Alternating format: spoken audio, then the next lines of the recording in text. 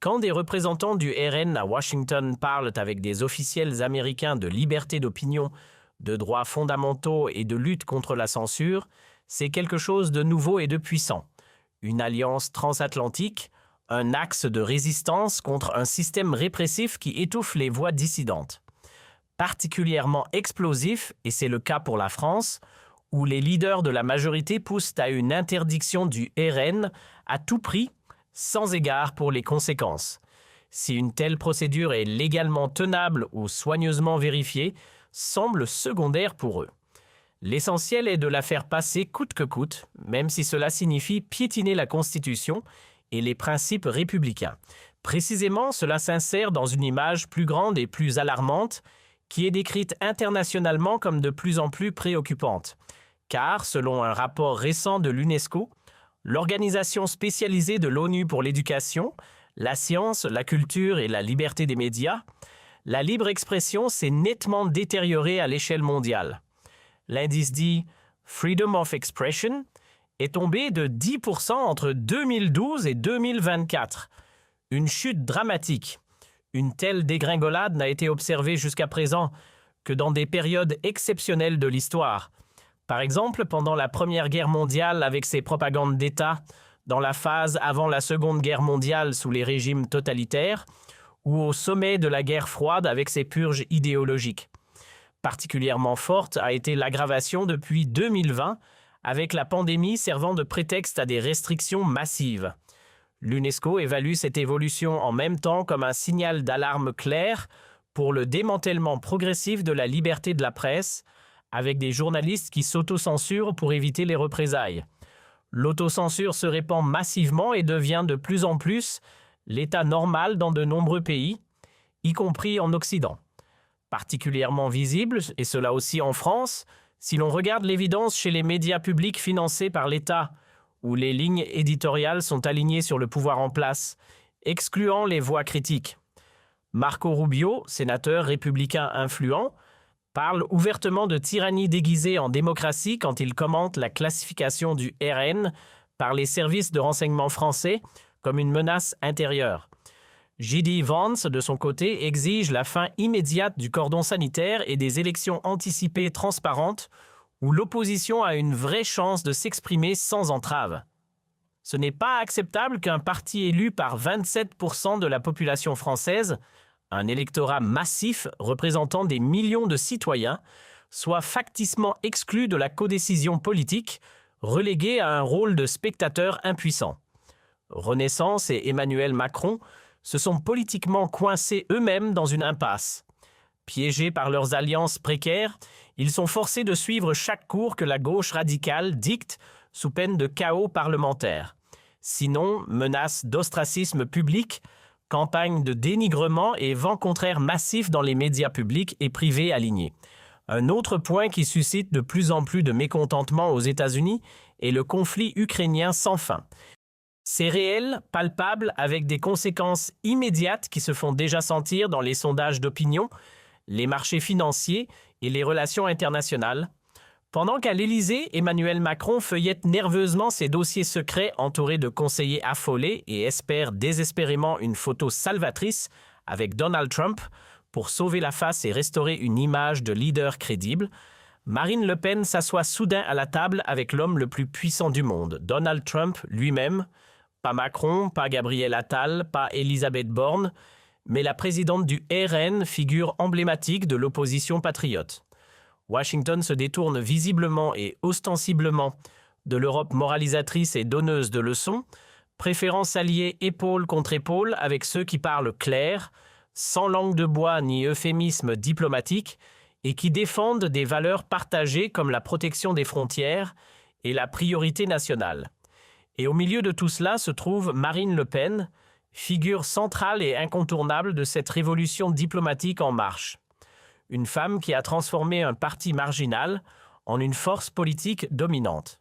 Pendant qu'à Paris, on discute fiévreusement d'une interdiction pure et simple du RN, un assaut massif et frontal sur les principes démocratiques fondamentaux qui risquerait de plonger le pays dans une crise constitutionnelle sans précédent, Trump se place démonstrativement du côté du parti exclu, affirmant son soutien sans ambiguïté. Trump connaît les campagnes de haine et l'exclusion politique de sa propre expérience personnelle, avec des années de poursuites judiciaires acharnées, de diffamations médiatiques incessantes et d'attaques orchestrées par l'establishment. Il reconnaît les schémas immédiatement et il les voit maintenant aussi en France, où une opposition démocratiquement élue est combattue avec les services de renseignement, la censure généralisée sur les réseaux et une diffamation permanente relayée par les grands médias. Aux États-Unis, les gauchistes ont réellement essayé d'arrêter Donald Trump par tous les moyens, allant jusqu'à des tentatives d'assassinat et des procédures judiciaires spectaculaires. Cela est allé jusqu'à faire un mugshot de lui, une image humiliante diffusée mondialement. C'est déjà alarmant en soi, mais en France, la situation est encore plus grave et plus sombre. Des groupes d'extrême gauche visent littéralement l'élimination physique des membres du RN avec des menaces explicites et des actes de violence. On se souvient seulement de l'image diffusée par l'Antifa qui met Marine Le Pen en joue, un symbole glaçant de la radicalisation en cours. Et que fait Trump dans ce contexte explosif? Il se place publiquement, sans ambiguïté ni hésitation, aux côtés du RN, envoyant un message fort à l'ensemble de l'Europe. Pendant ce temps, Macron attend en vain une rencontre avec Trump et reçoit un silence glacial, un vide diplomatique qui en dit long sur le mépris de la nouvelle administration américaine. Au lieu de ça, Trump envoie des confidents de haut niveau comme Jared Kushner pour des discussions approfondies et stratégiques avec le RN, la vraie opposition qui représente une part croissante de l'électorat français. C'est explosif, un véritable coup de tonnerre diplomatique qui fait trembler les chancelleries. Trump reconnaît clairement que Macron parle beaucoup, mais ne livre rien de concret, que Paris moralise sans cesse, sans offrir aucune solution viable, et que Bruxelles sanctionne à tour de bras tout en dépendant elle-même du goutte-à-goutte financier des États membres. La conséquence est logique et inéluctable. Washington construit ciblement des liens solides avec le RN contre la migration de masse incontrôlée, contre une UE qui combat de plus en plus ses propres citoyens au nom d'idéaux abstraits. Aussi, Jean-Paul Garot, député européen du RN et figure montante du parti, frappe dans le mille lors de sa visite à Washington. Il déclare « Haut et fort, vous luttez pour des frontières sécurisées, exactement comme nous en France. Vous voulez la fin de la migration incontrôlée de masse, précisément comme nous en Europe. » La salle bouillonne d'enthousiasme, les applaudissements éclatent comme un tonnerre et les ovations debout durent plusieurs minutes. Tout juste propulsé au poste de vice-président des États-Unis, J.D. Vance, bras droit loyal de Donald Trump et figure emblématique du verbe tranchant, n'a pas attendu longtemps pour décocher sa première salve, une invitation sans filtre à organiser de nouvelles élections en France. Un pavé jeté avec fracas dans la mare diplomatique mondiale, dont l'écho se propage à la vitesse d'un éclair, alimentant un tourbillon de spéculations et de débats enflammés. Les discussions se multiplient, se font de plus en plus bruyantes et animées dans les couloirs feutrés du pouvoir à Washington, comme à Paris, mais aussi sur les réseaux sociaux où les débats enflammés font rage jour et nuit. Un changement de leadership semble désormais inévitable, une remise à zéro totale du jeu politique qui pourrait tout bouleverser, redessiner les alliances et remettre en question les fondements mêmes de la Ve République. Les États-Unis ont officiellement qualifié le traitement réservé au RN comme une menace grave pour la démocratie, un jugement sévère et sans appel qui tombe comme un coup près tranchant, provoquant des ondes de choc à travers l'Europe entière.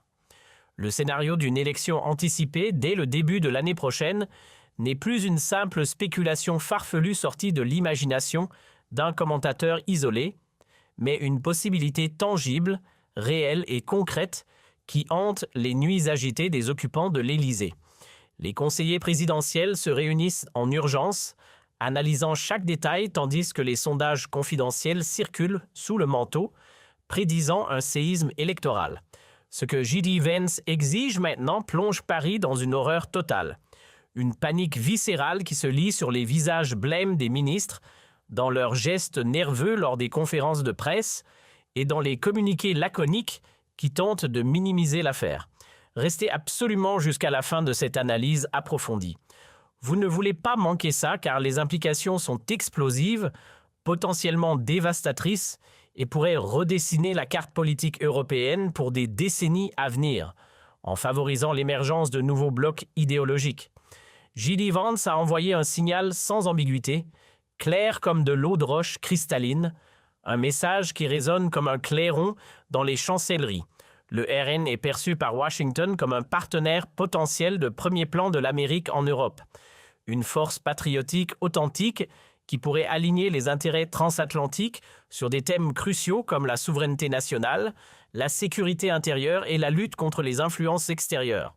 En même temps, il a attaqué frontalement Emmanuel Macron avec une virulence rare, le dépeignant comme un leader trop faible, trop dépendant des bureaucraties de l'Union européenne et politiquement instable en matière de sécurité, incapable de défendre fermement les intérêts français face aux défis globaux. L'Europe réagit nerveusement avec des capitales comme Berlin et Bruxelles qui multiplient les déclarations inquiètes. Car il s'agit ici de quelque chose de nouveau et d'inédit, une alliance transatlantique transformée où les vieux schémas diplomatiques volent en éclats comme du verre brisé, laissant place à des partenariats basés sur le pragmatisme et le nationalisme assumé. Et qu'est-ce que cela signifie concrètement pour la France et pour l'ensemble du continent ? Pour Paris, c'est un avertissement sismique politique, un tremblement de terre qui ébranle les fondations du pouvoir macronien. Pas un symbole vide de sens, pas une blague de mauvais goût, pas un simple jeu intellectuel pour experts en géopolitique. C'est un moment historique, écrit en direct dans une salle de conférence de la capitale américaine. Un instant qui marque un tournant dans les relations transatlantiques. Pendant que le RN en France est systématiquement exclu par les médias traditionnels et les partis établis, diffamé sans relâche et estampillé comme extrémiste par une élite déconnectée, il vit une reconnaissance réelle et enthousiaste outre-Atlantique, où ses idées sont vues comme pragmatiques et nécessaires. C'est pourquoi préparez-vous à ce dont Paris a le plus peur, ce cauchemar absolu qui hante les nuits des macronistes, une rencontre officielle entre Trump et Le Pen, pas une rumeur vague circulant dans les cercles complotistes, pas une théorie farfelue sortie d'un roman d'espionnage, mais réaliste, tangible, peut-être encore cette année, avec des photos et des déclarations communes qui feraient la une des journaux mondiaux. Le cordon sanitaire ne se brise pas seulement nationalement, mais internationalement, avec des répercussions mondiales. Si le président américain tend la main publiquement au RN, Paris ne peut plus traiter ce parti comme un phénomène marginal ou paria, mais doit le reconnaître comme un acteur légitime du débat démocratique.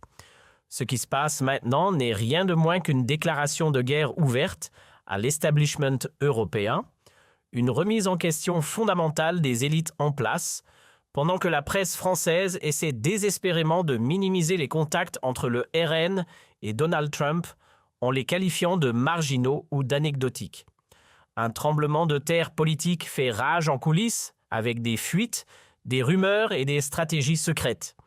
À Paris circulent des documents stratégiques classifiés, les services de sécurité jouent des scénarios catastrophes en boucle, les ministères passent en état d'alerte maximale, avec des réunions de crise tard dans la nuit.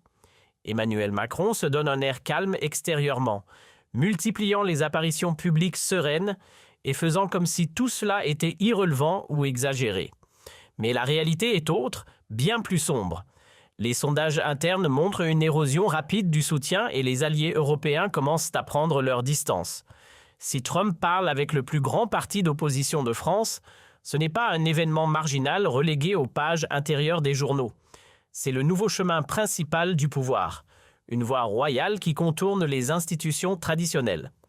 Trump a rompu définitivement avec la vieille garde européenne, avec une renaissance macronienne qui ne livre rien de tangible, avec une UE en mode crise permanente et autodestructrice, avec un Macron qui a depuis longtemps perdu le contact avec la réalité quotidienne des Français, englué dans des discours abstraits sur l'Europe.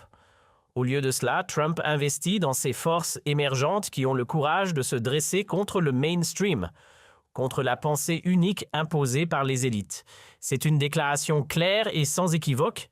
L'avenir de l'Europe ne se décide plus à l'Élysée ou à Bruxelles dans des sommets stériles, mais là où l'on dit les choses évidentes sans filtre, où l'on débat ouvertement au lieu de censurer et d'exclure.